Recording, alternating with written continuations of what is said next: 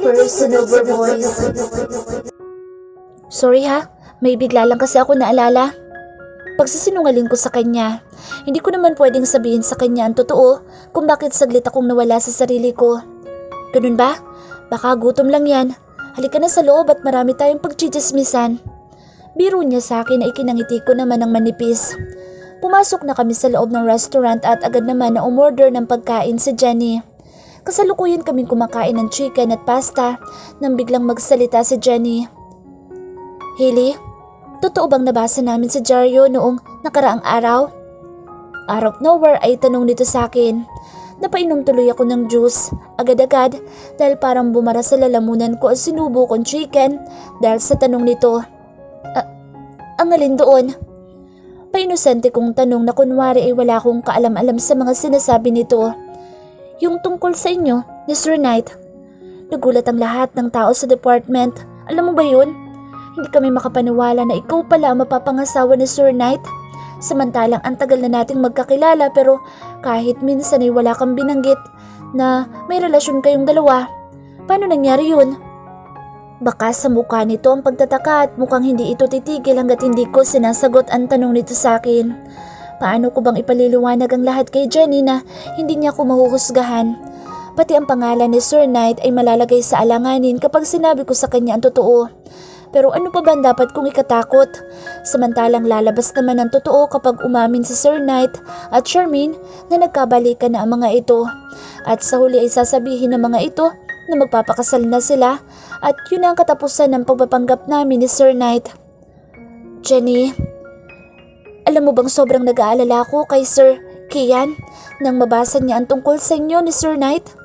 Pero mukhang hindi na siya nagulat sa picture niyong dalawa nang magkasama kayo ni Sir Knight, maging sa balitang engaged na kayong dalawa. It sounds weird, di ba? Tapos, bigla na lang siyang naging loner. Naka-isolate na siya palagi sa group. Hindi katulad noong magkakasama pa tayo sa cabin. Kwento sa akin ni Jenny. Nalungkot ako sa kaalamang may nasaktan akong tao dahil sa pagtulong ko kay Sir Knight. Wala sa isip ko na masyadong maapektuhan ang pribado kong buhay dahil sa pagpapanggap na ginawa naming dalawa. Hindi ko rin maitatanggi na masaya ako kapag kasama ko siya at sa tuwing malapit kami sa isa't isa. May kakaibang saya na dala sa akin ang presensya niya at yun ang patuloy na gumugulo sa isipan at puso ko. Hailey, untag na naman sa akin ni Jenny. Tulala ka na naman dyan. Wala ka ba talagang ikukwento man lang sa akin tungkol sa inyo ni Sir Knight? Inip na tanong nito sa akin. Napatingin ako sa paligid at saka ibinalik ang mga mata ko kay Jenny. Jenny kasi, hindi ko maipapaliwanag ang lahat ngayon pero maniwala ka. Hindi ko gusto na masaktan si Sir Kian. Napabuntong hininga ito at isinandal ang likod sa upuan. Uminom muna ito ng juice sa baso at saka muling nagsalita.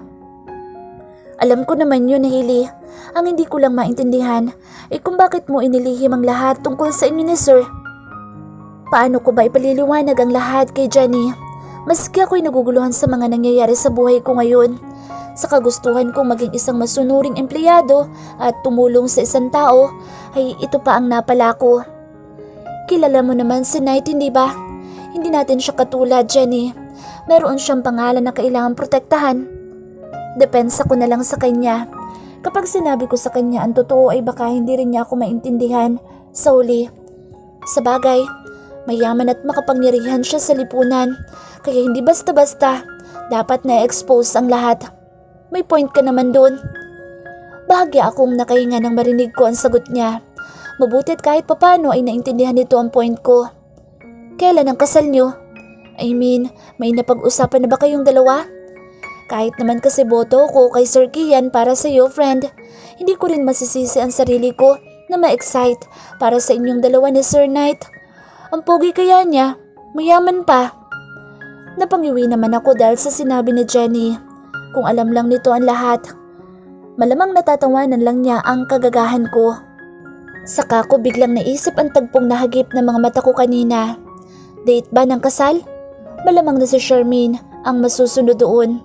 Dahil sa nagkabalikan na ang dalawa ay tsak na kasal na ang kasunod na paplanuhin ng mga ito. May pait kong kausap sa sarili. Bakit pa kailangan ko makaramdam ng ganitong selos, galit at lungkot? Kahit naman na hindi ko sagutin ang sarili kong tanong ay halata namang nasasaktan ako sa katotohanang nagkabalikan na si Shermaine at si Sir Knight. Kung masama mang humiling ng hindi maganda sa kapwa ay malamang na maparusahan ako dahil hihilingin ko na sana na hindi na bumalik pa ang babaeng iyon at hindi na sila magkabalikan ngayon. Pag-usapan pa namin, Jenny. Sunod kong sagot sa kanya. Masyado nang malalim ang sakit na naidudulot ng lahat ng mga nangyari sa amin na Sir Knight. At tanging ang gusto ko na lang gawin ay magkulong sa kwarto at magmukmuk. Umiyak ng umiyak at baka sakaling maibsan nito ang lungkot na nararamdaman ko. Mukhang pagod ka na at wala sa mood. Sa ibang araw na lang ulit tayo magkwentuhan ha, Hailey? Pansin ni Jenny sa akin kaya napatango na lang ako. Talaga namang pagod na ang katawan ko pati ang utak ko. Mas lalo ang puso ko na unang beses na nakaranas ng pagkabigo dahil sa isang night Montefalco. Magkasabay kaming lumabas ng restaurant ni Jenny. Ako ay nakaplano ng dumiretso uwi pero siya'y may pupuntahan muna daw. Pagdating ko ng kondo, unit ko, ay agad ako naglinis ng katawan at nagpalit ng pantulog. Busog pa naman ako dahil marami din ang in-order na pagkain ni Jenny sa restaurant na kinainan namin kanina. Pahiga na ako sa malambot na kama nang biglang tumunog ang cellphone ko. Nang silipin ko ang screen nito ay doon ko nakita na tumatawag si Kian. Nag-alangan pa ako kung sasagutin ang tawag nito pero sa huli ay sinagot ko na din. Kung totoo nga na nasaktan ko ito dahil sa mga nalaman nito tungkol sa amin ni Sir Knight, ay kailangan kong humingi ng tawad sa kanya kahit papano. Hello? Ellie? Bungad agad nito sa tawag ko. Malungkot ang boss nito na agad kong napansin nang magsalita. Sir Kian, bakit po kayo napatawag? May kailangan po ba kayo? Sunod kong tanong sa kanya. Oo. Kailangan kita ngayon, Hailey. Please? Napalunok ako sa sinabi niya at parang nakikita ko ang itsura nito na malungkot at hapo habang may hawak na alak at umiinom. Nasaan po ba kayo ngayon? Hindi ko rin napigilan na itanong. Nag-aalala din ako sa kasalukuyan nitong kalagayan. Dito sa bar na madalas nating puntahan ni Jenny. Alam ko kung saan ang bar na iyon, sa Makati.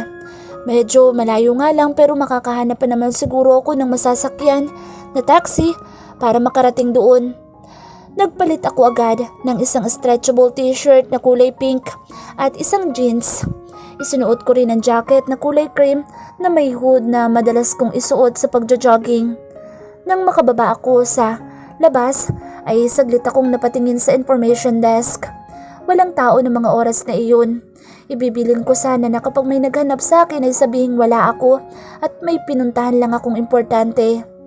Lumingon ulit ako sa paligid para kasing may pares ng mga matang nakatitig sa akin kaya nakaramdam ako ng kaba. Binaliwala ko na lang ang kakaibang napapansin ko sa paligid at saka ako lumabas ng building. Nakasakay naman ako agad sa taxi kaya alam ko makakarating ako ng medyo maaga sa sinabing bar ni Kian. At nang marating ko ang lugar kung saan madalas kaming pumunta na bar ay mabilis ako nagbayad sa driver at bumaba ng taxi para kitain si Kian. Kian's personal voice. Mag-isa ako nakaupo sa counter ng bar kung saan kami madalas na pumunta ni Hailey para mag-unwind pagkagaling sa trabaho. Nakailang baso na ako ng alak pero malinaw pa rin sa isipan ko ang mga problemang idinudulot ni Patricia at ng ama nito sa buhay ko. Hindi ako makapaniwala na makakayang kontrolin na mag-amang iyon ang buhay ko pati na ang pamilya ko. I hate them both. Kung pwede nga lang na mangutang ako sa ibang tao para mabayaran ang pagkakautang ng mga magulang ko sa mga ito ay ginawa ko na. Pero kanino naman ako uutang ng ganoon kalaking pera? Kahit sa bangko ay hindi kakayanin ng trabaho ko ang mangutang ng ganoon kalaking halaga sa ngayon. Nitong huli ay may napag-usapan kami ni Patricia kasama ang papa nito. Pagkatapos kong sumunod sa kagustuhan ng mga ito na maging kumpanyo ni Patricia sa party ng mga Montefalco kung saan nakita ko nga si Hailey na kasama si Sir Knight. Nag-offer si Patricia at ang ama nito na si Mr. Nuevo na mawawala na ang lahat ng utang ng mga magulang ko sa kanila once na pumayag akong magpakasal kay Patricia. Hindi ko kaya ang pinapagawa nilang mag-ama dahil hindi ko maatim na matali sa isang kasal na walang namamagitan na pagmamahalan.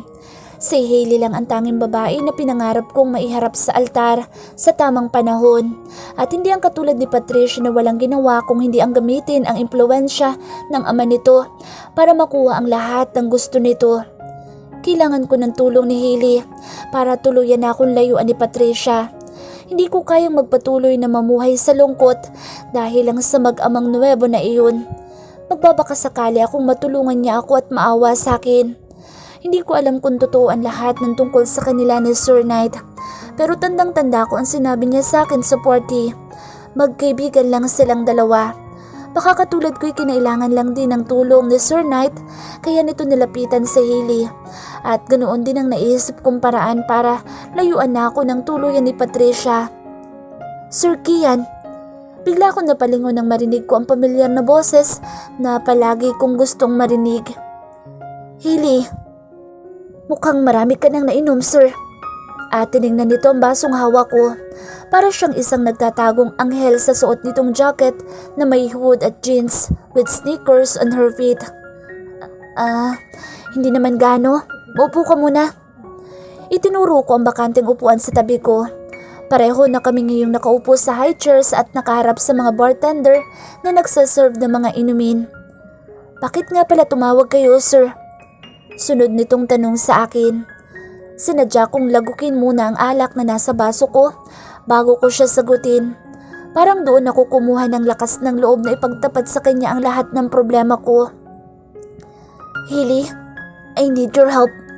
I don't know what is your reason kung bakit napapayag ka ni Sir Knight na magpanggap na girlfriend or fiancé niya. Pero sana'y matulungan mo ko sa problema ko. Pagod kong pakiusap sa kanya. Siya na lang ang taong mahihingan ko ng tulong sa ngayon at sana'y maintindihan niya ako sa gusto kong mangyari sa aming dalawa. Nakita ko ang pagkagulat sa mukha ni Hailey nang sabihin ko ang tungkol sa pagpapanggap nilang dalawa na Sir Knight. Marahil ay hindi nito inaasahan na sasabihin ko ang mga bagay na iyon. Hindi kita maintindihan, Sir Kian. Ano bang tulong ang hinihingi mo? Marry me, Hailey. Bulalas ko sa kanya. Ano? Bahaging napataas ang boses ni Hailey nang sagutin ako. Kailangan kong magpakasal para layuan ako ni Patricia, yung anak ni Mr. Nuevo. Kilala mo siya, hindi ba? Tanong ko kay Hailey. Napatango na lang ito pagkatapos. Hindi ko maintindihan kung bakit mo naisip na papayag ako sa gusto mo, Sir Kian.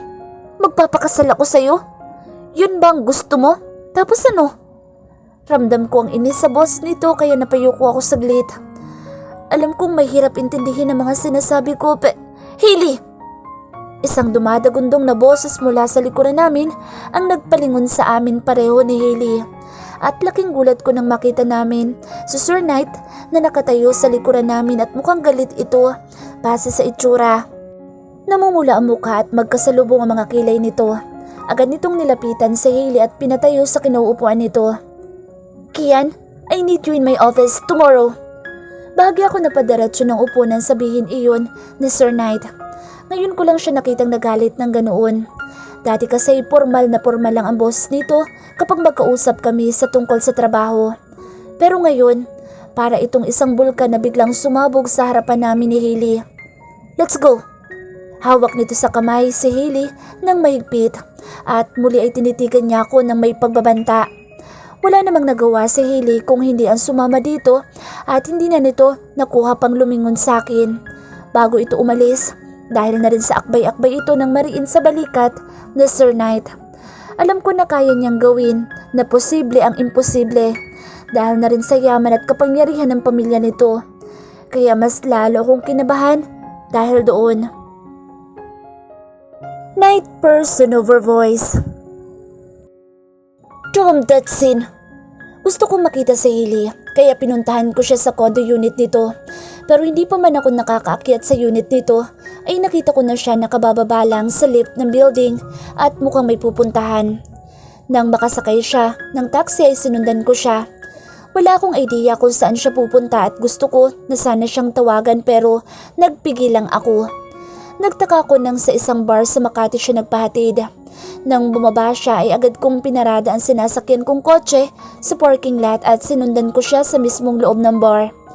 Hindi ko siya agad nakita nang pumasok ako sa loob. At nang lingunin ko ang gawing counter ng bar ay doon ko nakitang nakaupo sa hili at katabi si Kian na halatang lasing base sa itsura nito. Lumapit ako sa kinaroroonan nila at sinikap kong hindi makagawa ng gulo para hindi nila ako mapansin. Buhat sa likuran ng mga ito ay narinig ko ang mga pinag-usapan nila ni Kian. Naikuyong ko ang dalawa kong kamao nang marinig ko ang sinabi ni Kian kay Hailey. Nakikiusap ito kay Hailey na tulungan ito sa problema nito kay Patricia at sa ama nitong si Mr. Nuevo. Alam kong mahirap na makalaban ang mag-amang Nuevo, kaya nag-aalala agad ako para kay Hailey. Kaya bago pa magdalawang isip si Hailey na tulungan si Kian, ay agad kong kinuha ang kamay nito upang mailayo kay Kian. Galit na galit ako nang sabihin ko sa kanya na kailangan namin mag-usap bukas ng umaga para linawin ko sa kanya ang lahat. Sa akin lang si Hailey at wala itong karapatan na agawin ito sa akin. Buo na ang loob ko na panindigan ang nararamdaman ko sa kanya at napatunayan ko ang lahat ng iyon nang makausap ko si Charmaine. Wala akong naramdaman na kahit ano nang magkita kami kung hindi galit. Pero nang ipagtapat niya sa akin ang katotohanan na kaya nito, kinailangan na gawin ng pagsama kay Carlo ay dahil sa pakiusap ng ama nito. Ito na mas piniling lapitan ng pamilya nito kaysa sa akin at hindi ko matanggap ang bagay na iyon. Kung hindi sana nangyari ang bagay na iyon sa relasyon namin ay baka may sarili na kaming pamilya ngayon. Pero imbes na manghinayang ay naging maluwag sa puso ko ang katotohanan kaya kami nagkahiwalay ay dahil may ibang tao ang nakalaan sa amin at si Hailey ang babaeng nararapat para sa akin. Mahal ko siya at yun ang totoo ko nararamdaman para sa kanya. It's just that it's hard for me to accept the truth that once I'm being crazy about love and now I'll make sure that Hailey will be mine no matter what. Hindi ko kakayanin kapag nawala siya sa akin. Even seeing him talking with other men, I feel pissed uncontrollably. Nang makarating kami sa ground floor ng building kung saan nandoon ang kondo ni Hailey, ay hindi ko hinayaan na makawala sa akin ang kamay niya. Sir Knight, tinangka niyang hilahin ang kamay niyang hawak ko pero hindi ako pumayag. Mas lalo ko itong hinawakan ng mahigpit at wala akong balak na bitawan ang kamay niya. Hindi ako kumibo na magsalita siya. Imbis ay niyaya ko siyang umakyat sa loob ng condo unit nito. Hindi pa niya napapalitan ang pin code ng condo unit ko kaya ako na nag-type nito habang hawak ko pa rin ang isa niyang kamay. Nang tuluyan ng bumukas ang pinto ay saka kami pumasok sa loob at noon ko lang binitiwan ang isa niyang kamay. Sir Knight, ano ba nangyayari? Bakit mo ako inuuwi dito samantalang nag-uusap pa kami ni Sir Kian sa bar? Nagpanting ang tenga ko sa sinabi niya. I hate what she just said. Parang mas gusto pa nitong makausap ni Kian kaysa sa akin sa tono ng boses nito. Hinagis ko ang susi ng kotse na hawak ko sa side table at saka nagsalubong ang mga kilay ko nang harapin ko siya. Ano ang gusto mong ginawa ko? Ang hayaan kang magpaloko sa lalaking yun? Tom Hailey, niyayaya ka niyang magpakasal kahit na wala kayong relasyon. Para lang matakasan niya ang anak ni Mr. Nuevo? Now tell me, mali ba ang ginawa kong paglayo sa'yo sa lalaking yun kanina? Galit kong tanong sa kanya. I don't care kung magalit man siya but I will not allow that Kian to use her para lang makatakas sa mag-amang Nuevo na iyon. Nakita ko ang pagkabigla nito sa sinabi ko. Siguro dahil hindi nito akalain na narinig ko ang lahat ng pag-uusap nilang dalawa kanina.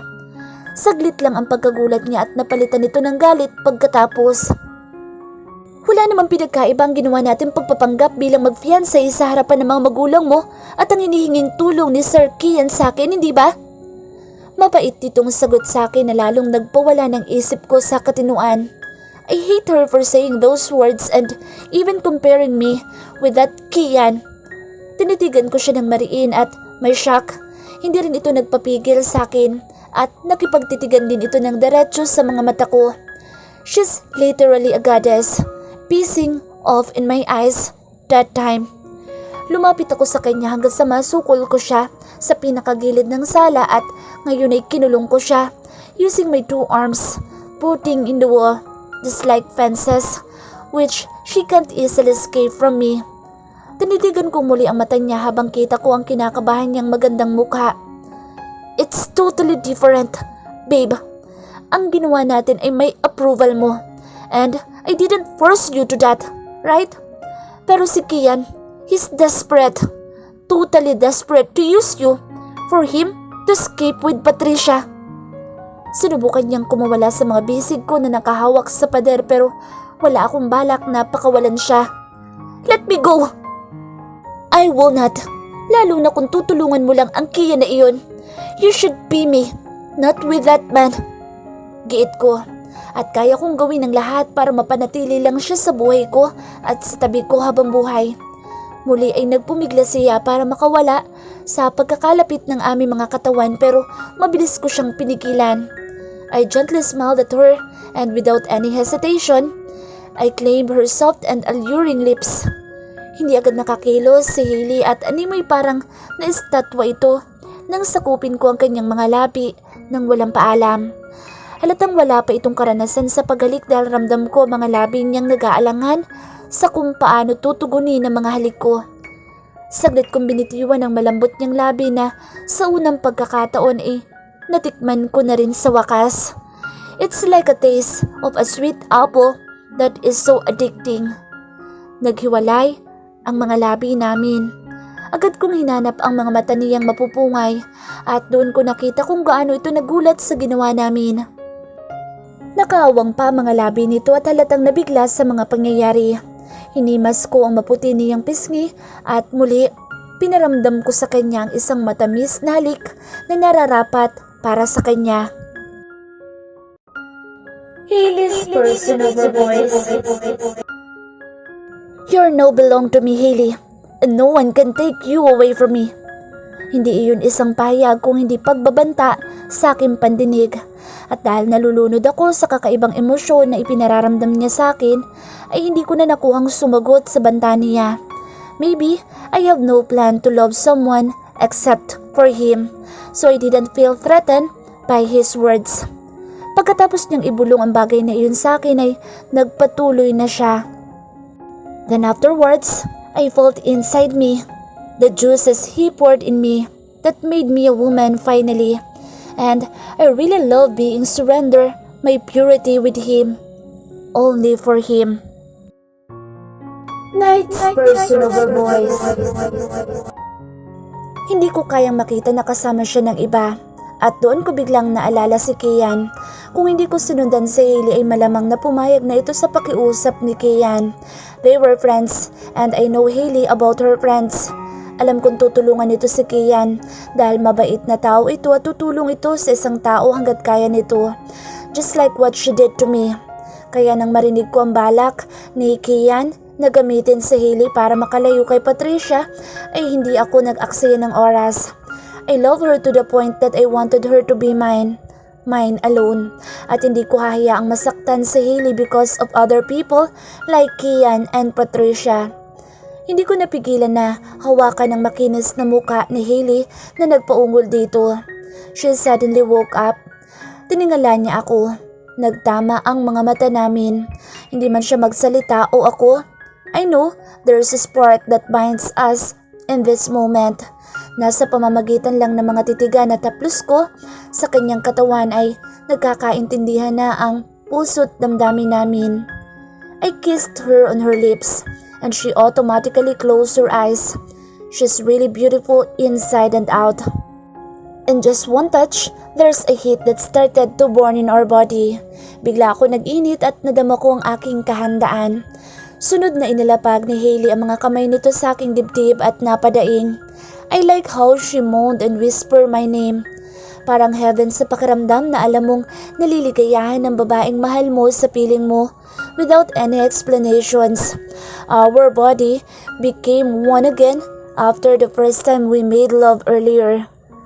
And I'm planning to make love with her until dawn or even until our body surrenders.